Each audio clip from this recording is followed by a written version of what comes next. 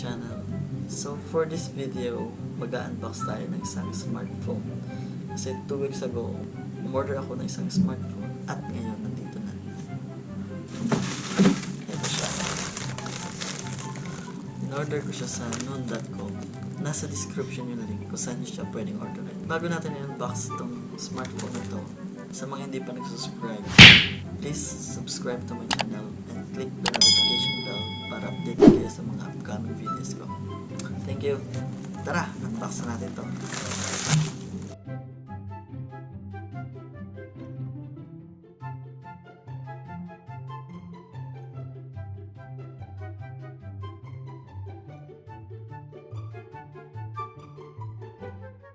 REALME 6.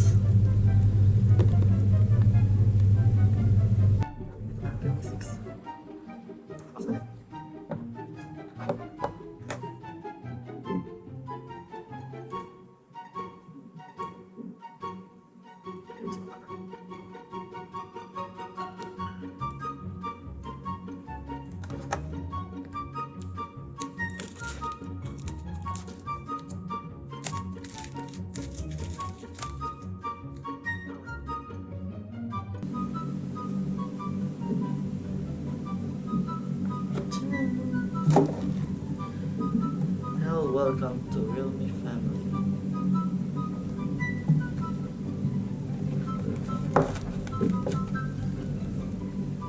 Sa loob ng box nito merong information guide and print guide for REALME 6 at meron din jelly case.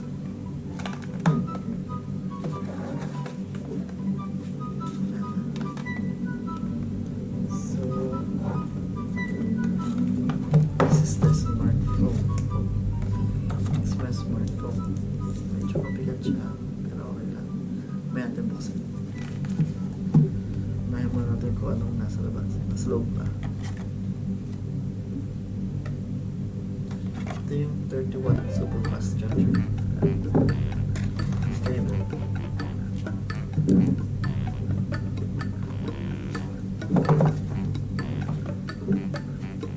Saan yung panagtuan?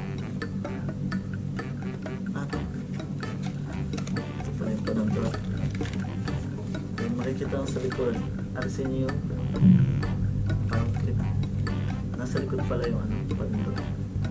Or yung SIM card ejector.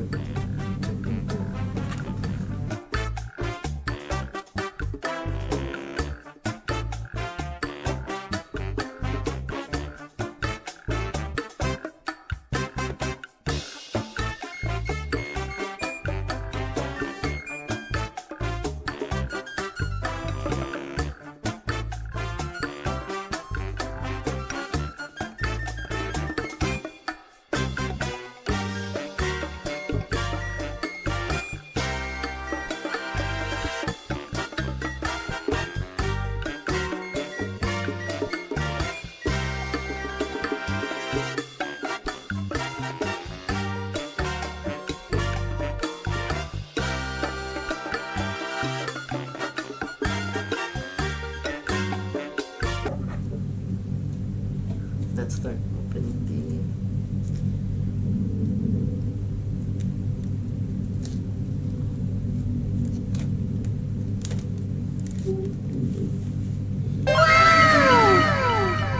ito pala yung sinasabi nila na parang comment yung nasa likod ng REALME 6.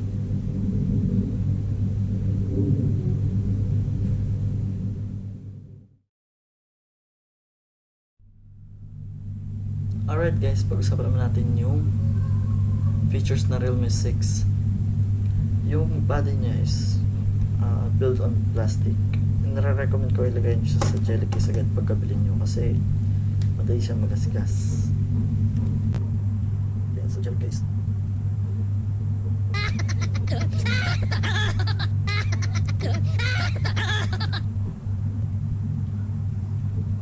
Alright, lagyan natin.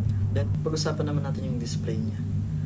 Yung display niya is 6.5 inches yung body ratio niya, screen body ratio. And then 1080 by 2400 screen resolution. Ang malupit dito guys, meron siyang 90 Hz refresh rate. Din guys, diba? Mas maganda pa kaysa sa PC mo.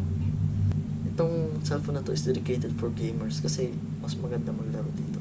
Then yung OS niya is Android 10 REALME UI. Then chipset is Helio G90T. And ang GPU niya is Mali G76 MC4. Ibig sabihin, napakatindi rin. Napakagandang paglaruan. Kung sa mga gamers dyan, ito na nire-recommend ko na bilhin nyo. Ang mura na, mabilis pa. Ito kasing sa akin is 4GB lang. 4GB 128 yung storage. Meron 6GB RAM, 128GB, 8GB RAM, 128GB ang storage na. So pag-usapan natin yung main camera. Yung main camera niya is 64 megapixel yung wide, 8 megapixel yung ultra wide, 2 megapixel yung macro, 2 megapixel yung depth of field niya, or yung magiging parang blur yung paligid, yung gilid ng subject. Then yung selfie camera niya is 16 megapixel. Then pag-usapan natin yung video ng main camera. Pwede siyang video ng 4K at 30 fps, 1080p at 30 fps, 60 fps at 120 fps. At may image stabilization din siya. At yung selfie camera niya is pwede ka mag-video ng 1080p to 30 fps. Yung fingerprint niya is nandito sa gilid. Fingerprint niya nasa gilid. At yung battery niya is 4300 or 4300 milliampere. Tapos meron siyang charger na 30 watt flash charger. Within 55 minutes na full charge na agad siya. Bagay na bagay ito sa mga tao nagmamadali, lalo na yung mga mobile games. Within 1 hour or less 1 hour, full charge ko na, ready to play na agad. At dual SIM din siya. Then meron siyang abang na para sa mga maglalagay ng dagdag storage. Nano card ba tawag doon?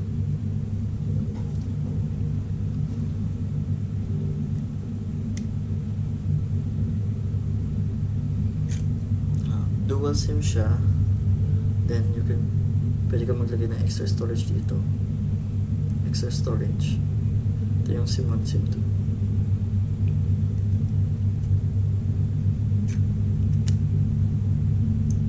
And tingnan natin, pakinggan rin natin yung audio niya.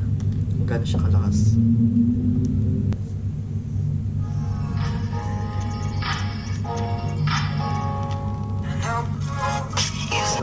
Hindi pa yan full.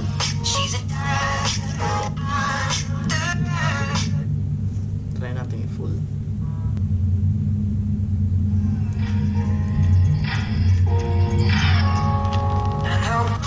Ayan, full na.